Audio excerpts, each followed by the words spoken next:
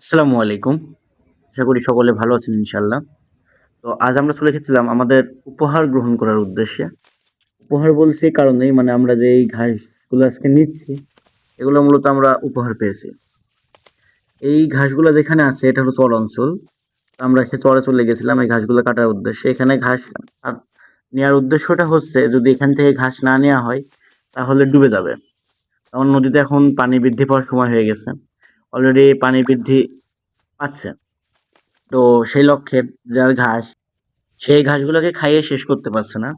তো আমাদের সঙ্গে দেখা হওয়ার পর আমাদেরকে বলেছিল যে, "আমার কিছু পরিমাণ ঘাস আছে যদি তোমরা নিয়ে আসতে তাহলে আমি একটু উপকৃত হতাম।"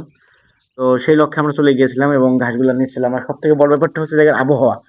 এত সুন্দর আবহাওয়া আমি আমার লাইফে খুব একটা কম দেখেছি। তো এই যেখানে যে পরিবেশটা ছিল মানে এত সুন্দর মানে যদি এখানে কেউ উপস্থিত না থাকে সে বুঝতে পারবে না। তো আমরা এখানে স্বাচ্ছন্দ্যের সঙ্গে ঘাসগুলো নিচ্ছিলাম। আর সবথেকে মজার ব্যাপারটা হচ্ছে আমরা যে সেক্টরে কাজ করি, এই সেক্টরে সবথেকে বড় বেনিফিটটা হচ্ছে এই প্রকৃতির সঙ্গে মিশে যাওয়ার একটা সুযোগ আমাদের থেকে যায়।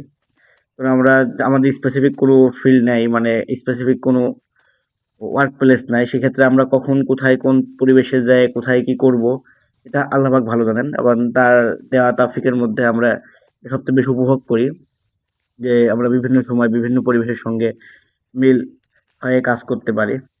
তো আল্লাহ পাক আমাদেরকে সুযোগ দিয়েছেন বলে আমরা বলি আলহামদুলিল্লাহ। তো তারপরে এখানে সবথেকে ভালো লাগছিল মানে এই ঘাসগুলা অনেক বেশি পরিমাণে ছিল।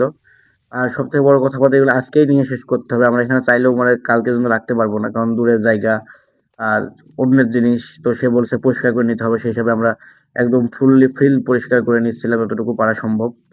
তো আমরা এখানে প্রচুর পরিমাণে উপভোগ করেছি পরিবেশটা।